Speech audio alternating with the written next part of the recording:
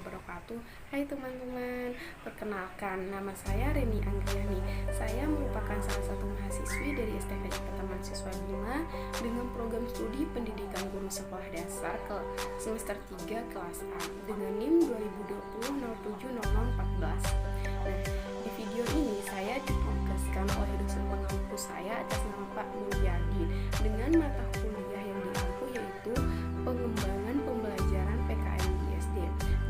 Di video ini saya dituntut untuk menjelaskan apa tujuan dari satuan pendidikan.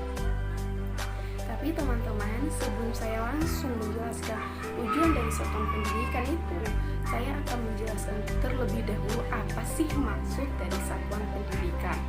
Jadi, menurut Undang-Undang Pasal 1 Ayat 10 Nomor 20 Tahun 2003 tentang Sistem Pendidikan Nasional, yaitu satuan pendidikan merupakan komponen layanan pendidikan yang menyelenggarakan pendidikan jalur formal, non-formal, dan informal dalam jenjang dan jenis pendidikan. Ada pula yang diatur dalam Undang-Undang Peraturan Pemerintah Nomor 17 Tahun 2010 tentang pengelolaan dan penyelenggaraan pendidikan. Jadi teman-teman, pengelolaan pendidikan ini merupakan pengaturan kewenangan dalam menyelenggarakan sistem pendidikan. Nah, di pengelolaan ini ada aturan yang mengikat. Nah, yang mengikat ini melalui penyelenggaraan pendidikan itu sendiri. Yang mengatur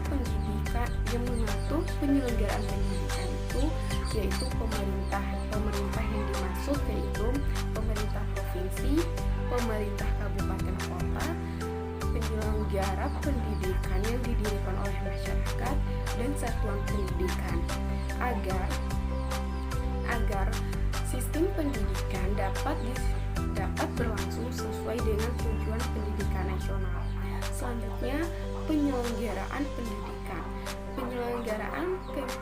Penyelenggaraan pendidikan merupakan kegiatan pelaksanaan komponen sistem pendidikan pada satuan atau program pendidikan pada jalur, jenjang, dan jenis pendidikan agar pendidikan dapat berlangsung sesuai dengan tujuan dari pendidikan nasional. Satuan pendidikan ini ada yang namanya jalur formal, informal, dan non-formal. Nah, yang pertama jalur formal. Jalur formal merupakan pendidikan di sekolah yang diatur secara teratur, sistematis, dan terstruktur. Artinya, jalur formal ini memiliki jenjang, di mana jenjang pendidikan yang paling awal yaitu pendidikan anak usia dini yang umur anaknya itu kurang lebih 4-6 tahun. Nah, ada juga sekolah Islam yang diatur oleh Kementerian Agama yang setara dengan pendidikan anak usia dini yaitu Daulatul Atfal. Setelah pendidikan anak usia dini, ada yang namanya pendidikan sekolah dasar yaitu SD. Nah, yang pendidikan Islam yang diatur oleh Kementerian Agama yang setara dengan sekolah dasar yaitu Madni atau Madrasah Ibtidaiyah. Setelah pendidikan SD ada jenjang lagi yang namanya SMP ya, di mana SMP ini sekolah menengah pertama. Ada juga sekolah Islam yang setara dengan SMP yaitu Madrasah Sanawiyah atau yang biasa dikenal dengan MTS. Nah, setelah anak melaksanakan pendidikan di jenjang SMP, ada jenjangnya lagi yaitu SMA, yaitu sekolah menengah atas. Nah, sekolah Islam yang setara dengan SMA yaitu atau Madrasah Aliyah. Setelah anak atau seseorang melakukan jenjang pendidikan sampai SMA, setelah SMA itu ada yang namanya pendidikan juga yaitu pendidikan tinggi. Selanjutnya, pendidikan non-formal. Pendidikan non-formal merupakan jalur pendidikan di luar jalur formal yang dilaksanakan secara teratur dan berjenjang juga. Nah, di dalam jalur pendidikan non formal ini ada dua, pendidikan satuan penyelenggaraan satuan pendidikan dan penyelenggaraan program pendidikan. Nah, di mana penyelenggaraan satuan pendidikan ini yang pertama itu kursus dan pelatihan, pendidikan anak usia dini jalur non formal, kelompok belajar, majelis taklim. Nah, setelah majelis taklim ada lagi jenjang-jenjang ke atasnya. Selanjutnya penyelenggaraan program pendidikan. Penyelenggaraan pendidikan yang pertama itu ada yang namanya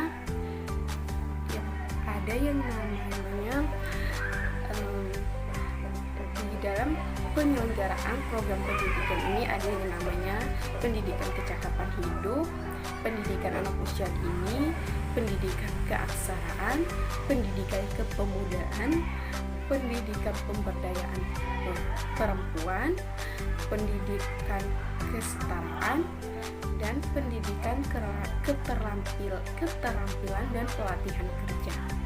Nah, selanjutnya ada pendidikan jalur informal, di mana jalur informal ini melalui lingkungan keluarga atau lingkungan masyarakat. Nah, di jalur informal ini contohnya seperti ini. Seorang ibu diajarkan oleh anaknya seperti mengajar tentang budi pekerti, akhlak yang baik, bagaimana adab yang baik kepada orang tua, kepada teman sebaya, kepada adik dan sebagainya. Nah, teman-teman, kita sudah bahas berbagai macam satuan pendidikan itu apa saja dan jenjang-jenjangnya setelah yang menyelenggarakan pendidikan itu siapa, yang mengelola pendidikan itu siapa, dan pendidikan apa saja. Nah, sekarang kita masuk ke apa sih tujuan dari satuan pendidikan yang kita bahas dari tadi.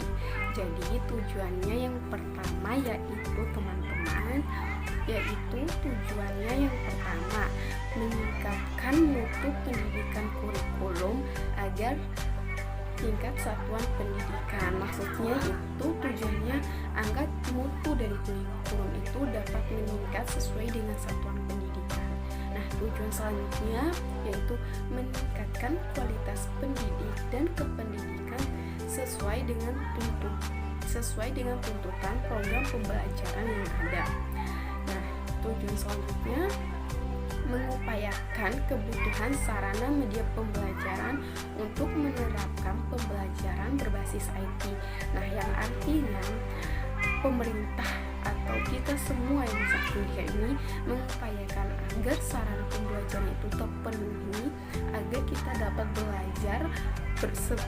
belajar dengan berbasis IT, di mana IT ini yaitu information technology atau singkatan atau artinya teknologi informasi. Jadi kita nggak belajar secara manual aja, jadi kita belajar itu memanfaatkan teknologi yang ada sehingga kita dapat belajar dengan mengikuti perkembangan zaman, tidak tertinggal oleh zaman itu sendiri. Nah, teman-teman, mungkin di video ini itu saja yang dapat saya sampaikan. Lebih dari kurangnya saya mohon maaf. Apabila ada kesalahan kata, kesalahan dalam pengucapan kata, saya mohon maaf. Nah, teman-teman bisa untuk memperbaiki dari kesalahan saya, biar saya bisa memperbaiki diri juga. Teman-teman bisa langsung memberitahukan di kolom komentar, dan jangan lupa buat teman-teman like dan subscribe-nya. Saya tunggu ya teman-teman saran dan kritiknya agar kita semua dapat memperbaiki kesalahan kita atau kekeliruan yang telah kita lakukan. Jadi sekian penjelasan dari saya. Atas kekurangannya saya mohon maaf. Wabillahi taufiq wal hidayah. Wassalamualaikum warahmatullahi wabarakatuh.